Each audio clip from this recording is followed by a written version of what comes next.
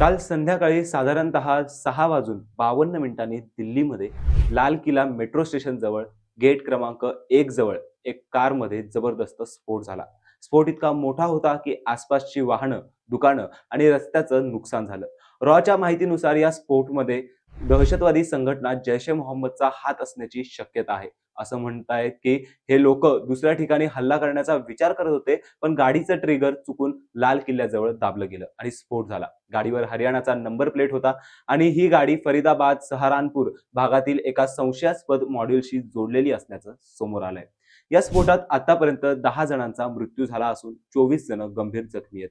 काही वाहनं पेटली, काचा फुटल्या आणि लोक गंभीररित्या जखमी झाले. हा हल्ला आत्मघाती हल्ला असल्याचं सांगितलं गेलं.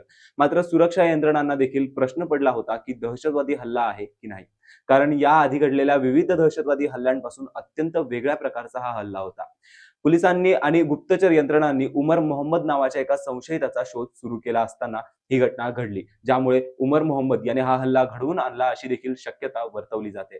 चौकशी दरम्यान अजून काय गोष्टी उघड होतील हे बघणं फार महत्वाचं आहे.